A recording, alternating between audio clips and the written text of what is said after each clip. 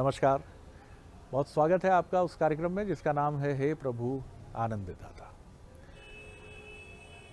मनुष्य का जीवन और जीवन को लेकर उसका चिंतन, उसका स्वरूप बहुत ही एक अलग दृष्टि और एक अलग सोच का चिंतन होता है। और अक्सर हम ये सुनते हैं कि वो बड़े दंभ में रहता है, उसको बड़ा दर्प है। और एक व्यक्ति के बारे में सुनते हैं कि वो बहुत ही फ्रस्ट्रेशन में रहता है, बड़े दुख में रहता है, पीड़ा में रहता है। और मजेदार बात यह है कि दोनों कष्ट पहुंचाते हैं। एक तरफ तो आप ये कह रहे हैं कि व्यक्ति जब घमंडी होता है, किसी भी तरह का, रूप का, यौवन का, धन का, शक्ति का, किसी का भी अहंकार है उसके पास, तो वो अहंकार उसे एक ऐसे स्वरूप में ले जाता है, एक ऐसे रूप में ले जाता है कि वो लोगों को आहत करता है। क्या समझते हो तुम? बंद हो जाएगा तुम्हारा 2 मिनट में। अब हम कई बार देखते हैं कि चौराहों पर संवाद होता है तो कई बार कुछ लोग इसी भाषा में बात करते हैं। आप समझ रहे होंगे मैं किसकी तरफ इशारा कर रहा हूं। और दूसरी तरफ हम उन लोगों को भी देखते हैं जिनको हम कहते हैं इनके पास कुछ भी नहीं है, जीरो है, जीरो बटा सन्नाटा है, न प्रतिभा है, न योग्यता है, लेकिन क्या है उनके पास? फ्रस्ट्रेशन। मनोचिकित्सक तो कहते हैं कि अहंकारी और फ्रस्ट्रेटेड लोग दोनों के बीच में कोई बहुत ज़्यादा अंतर नहीं है, क्योंकि दोनों का मूल स्वरूप एक ही है। वो कैक्टस की तरह है। आप छुएंगे कैक्टस को, उसमें कांटे होते हैं, तो आपको दर्द होता है, तुरंत आप अपना हाथ पीछे खींच लेते हैं। किसी दंभी व्यक्ति से संबंध, घमंडी व्यक्ति से रिश्ता, और किसी फ्रस्ट्रेटेड पीड़ित व्यक्ति से भी संबंध आपको दुख देता है। एक ऐसा पति जिसकी पत्नी उससे ज़्यादा शिक्षित है, ज़्यादा कमाती है, वो कई बार फ्रस्ट्रेशन में आ जाता है। बड़ी अच्छी फिल्म बनी थी अभिमान। पहले कामयाब सिंगर होते हैं अमिताभ बच्चन, और उनकी पत्नी जब शादी के बाद उनसे ज़्यादा कामयाब होती है, तो वो कब उनकी सारी प्रतिभा फ्रस्ट्रेशन में बदल जाती है पता नहीं चलता। तो इन दोनों में समानता है क्या? कोई समानता का तत्व है कि एक व्यक्ति तो अपने अहंकार, अपने पद, अपने रुतबे में इतना डूब गया है कि वो लोगों को पीड़ा पहुंचा रहा है, ये कह के संभल के चलो, ठीक से चलो। और दूसरे कोने पर बैठा व्यक्ति वो भी हो सकता है जो इन अहंकारी महोदय की चपेट में आता है, वो भी पीड़ा से भर जाता है, और फिर वो भी लोगों को पीड़ित करता है। कुछ समझ नहीं आ रहा आजकल किस तरफ दुनिया जा रही है। जोर से गिलास मेज पर रखता है, मुक्का मारता है, चेहरे पर पीड़ा दिखती है, और लोग समझ जाते हैं कि ये महोदय जो हैं, क्योंकि इनके पास विद्वता, योग्यता का तो कोई ऐसा पैमाना है नहीं कि इसकी वजह से कहीं कोई चुनौती बने, तो ये फ्रस्ट्रेशन में। तो इन दोनों से कैसे बचा जाए? क्योंकि वो लोग जो न फ्रस्ट्रेटेड हैं, न दंभ से भरे हैं, वो जो इन दोनों प्रजातियों की चपेट में आते हैं, वो अपने को कैसे सुरक्षित रखें, आध्यात्मिक दृष्टि से भी, क्षमा करने की दृष्टि से भी। आज का ये मनोवैज्ञानिक विषय है, इस पर हम बात करेंगे, और बहुत सुंदर अवधारणाएं हमारे विद्वान वक्ता की इस पर आती हैं। तो हमारे साथ हैं मानस मर्मज्ञ भगवत गीता के अध्येता प्रोफेसर डॉक्टर सुरेंद्र बिहारी गोस्वामी। गोस्वामी जी, प्रणाम करता हूँ। और एक तरफ अहंकार और शक्ति के मद से भरा हुआ व्यक्ति चिंगाड़ता हुआ किसी मदोन्नमत हाथी की तरह, गजराज की तरह, और एक तरफ कुंठा से भरा व्यक्ति। और कई बार ये दोनों ही प्रजातियां जो हैं, ये कई पीड़ितों को जन्म देती। आज आपने ऐसे विषय पर चिंतन किया है जो संसार में व्याप्त आदिभौतिक तापों में सबसे बड़ा रोग है। अहंकार मानस रोग नहीं है, रोगों में भी व्याधि है। एक तो होता है रोग, एक होता है व्याधि। जो असाध्य रोग होता है उसे हम कहते हैं व्याधि आ गई। तो अहंकार प्रत्येक व्यक्ति में उस तत्व के रूप में विद्यमान होता है जो मयता में जीवन जीता है। और मयता विकसित करने वाला व्यक्ति भीतर से खोखला होता है, उसके पास भयता होती है। ध्यान रखिएगा, अहंकार की एक बड़ी मूल विशेषता आपको बताऊं। अहंकार जिस व्यक्ति के जीवन में होता है, उसकी बुद्धि में क्रोध का अनंत बोझ भरा होता है। अहंकार अपने साथ क्रोध का बोझ लेकर आता है, बोझ। और क्रोध का वो बोझ कैसा होता है मालूम आपको? खोखली बुद्धि का श्रृंगार होता है। हाँ हाँ। बुद्धिनाशात प्रणश्यति। बुद्धि जब खोखली हो जाती है, वहां कुछ नहीं है। उस कुछ नहीं में जो कुछ भर जाता है, वो भरने की प्रक्रिया क्रोध होता है, क्रोध का बोध। क्रोध का बोध क्यों होता है? क्योंकि वो जानता है उसके पास योग क्षेम माम में हम नहीं होता। वो ये भी नहीं जानता कि जो चीज प्राप्त हो गई है वो कैसे बनी रहे, उसे मालूम है भयता उसमें विद्यमान है।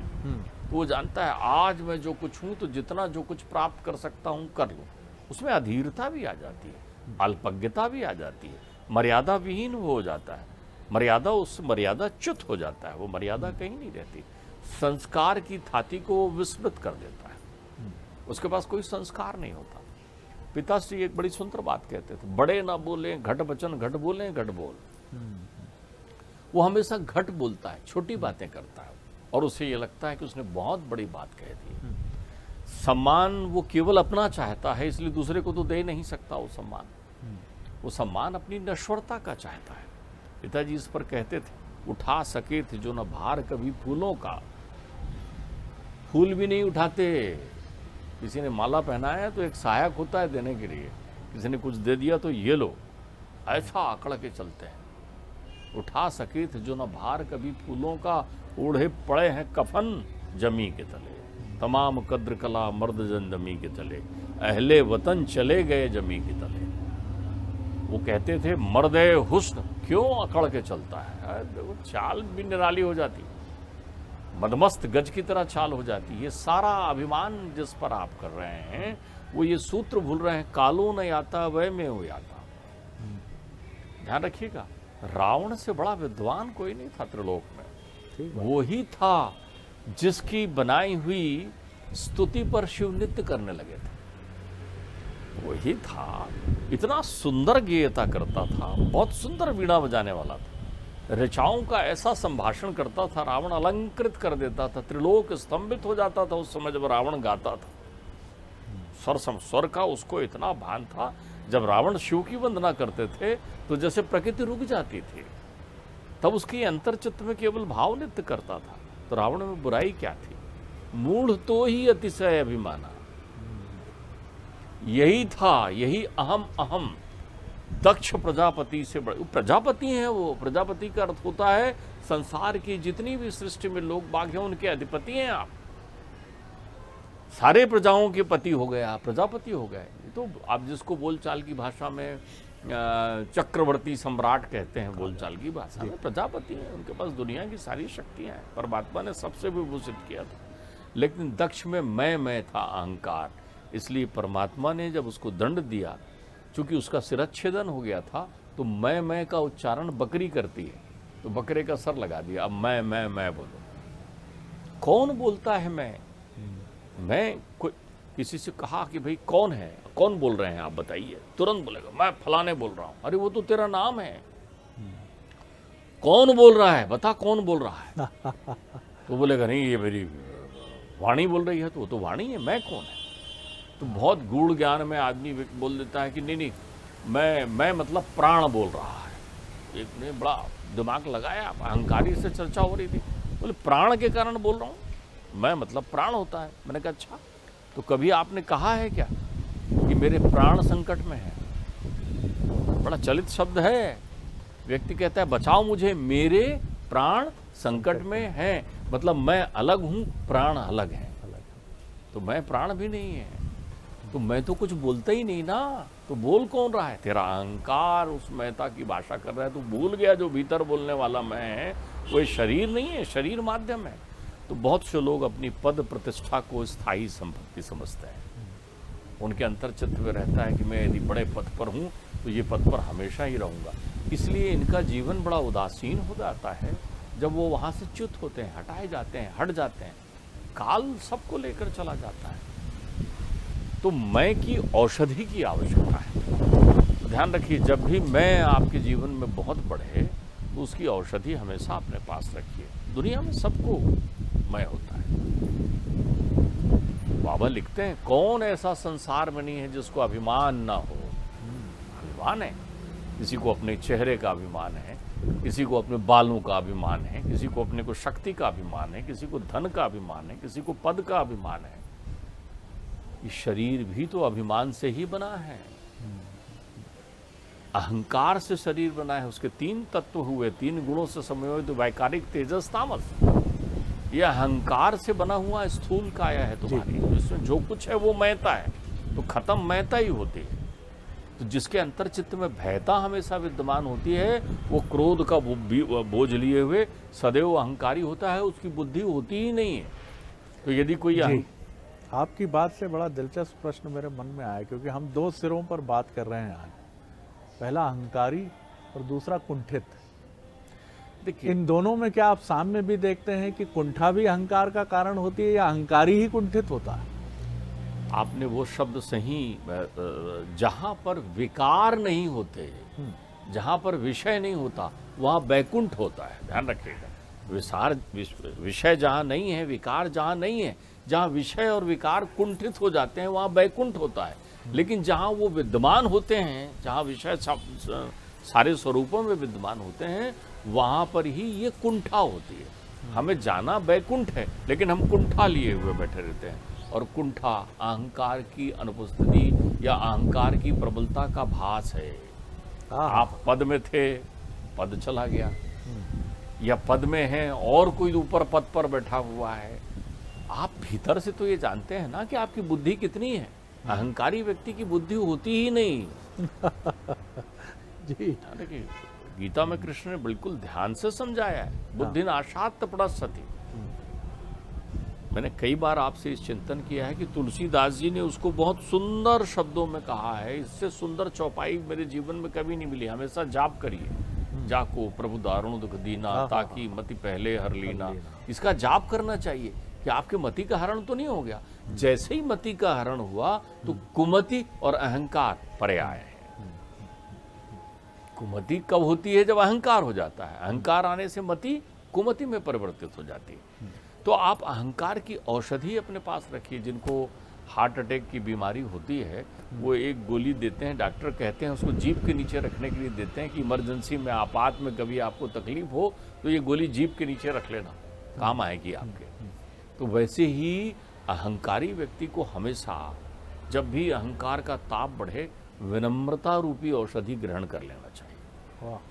श्रेष्ठ वो है जो विनम्र है, वो ही श्रेष्ठ है जो विनम्र है। विनम्र गुण नहीं, औषधि है आपके जीवन के लिए, खासकर इस शरीर के लिए। कभी हमने चर्चा की थी, जैसा खाओ अन्न वैसा रहे मन। तो आप देखिए, विचारों का भी आपके शरीर पर बड़ा प्रभाव होता है।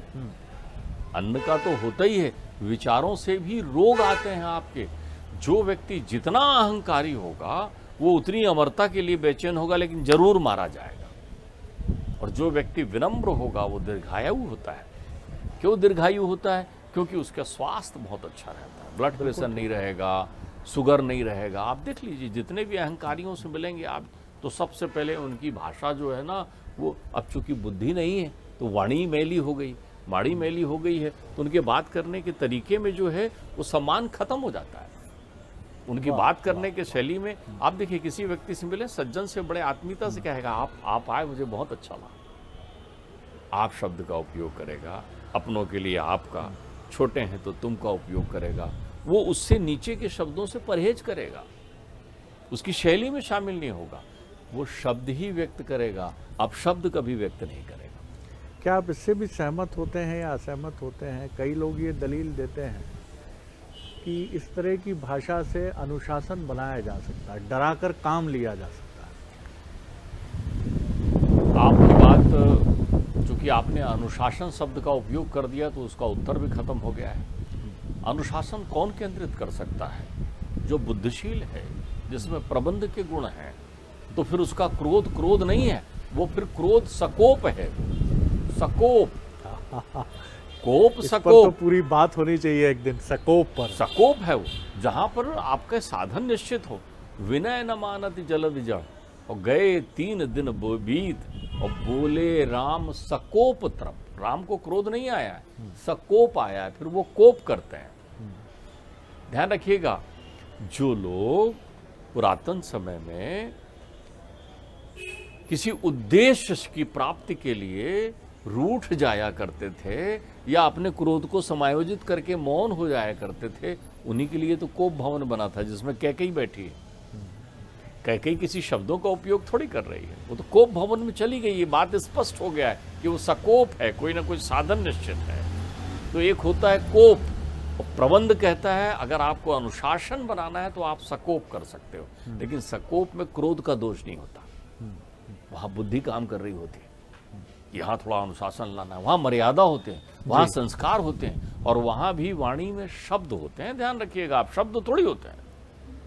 बहुत सुंदर बात है, और यही वो प्रस्थान बिंदु भी है हमारी इस चिंतन शाला का।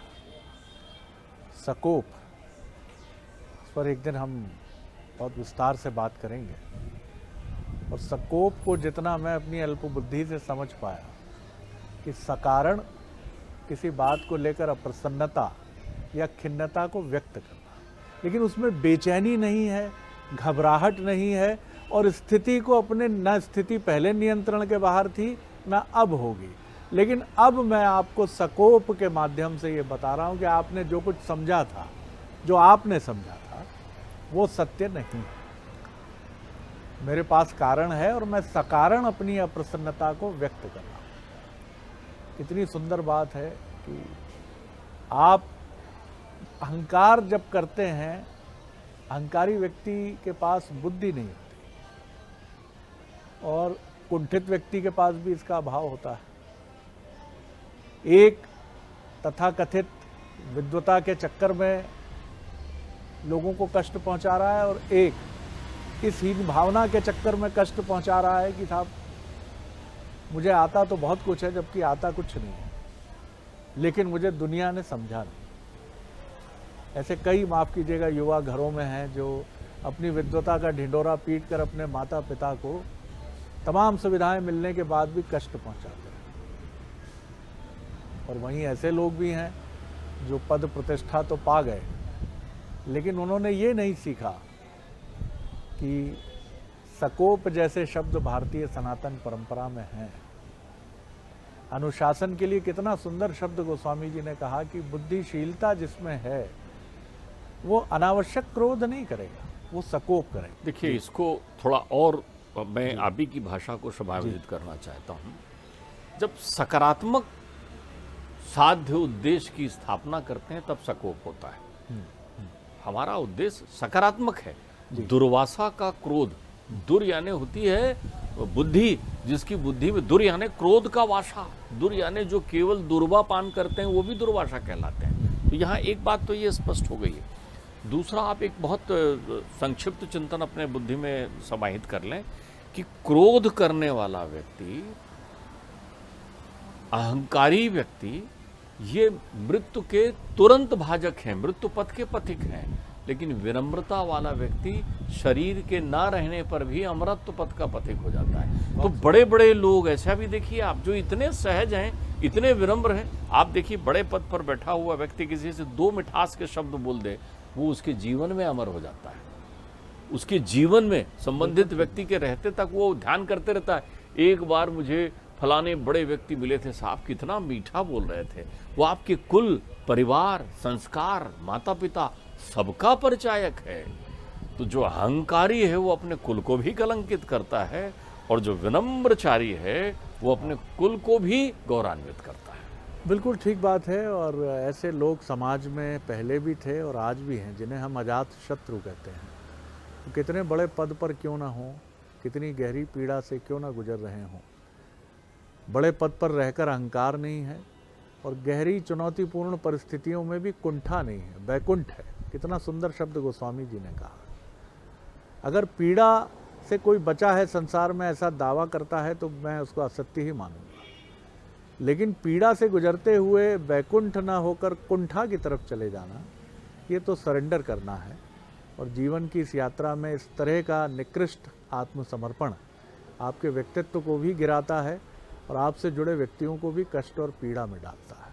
और अहंकार से बड़ा अपराध तो शायद इस दुनिया में कोई हो, कि जहाँ आप अपनी योग्यता पर नहीं, बल्कि जो शक्ति आपको मिली है उससे मदान्ध होकर आप लोगों को प्रताड़ित करते हैं, पीड़ित करते हैं। और जब वो शक्ति निश्चित तौर पर उसकी एक सीमा है, वो जब आपके पास से चली जाती है, उसके बाद की जो पीड़ा है उसको भी समझा जा सकता है। सहानुभूति है ऐसे लोगों के साथ, समय रहते संभलना उचित है। कुंठा से भी बचना है और अहंकार से भी बचना है। बहुत धन्यवाद करता हूँ गोस्वामी जी। अगले एपिसोड में एक और विषय लेकर उपस्थित होंगे। प्रणाम, नमस्कार।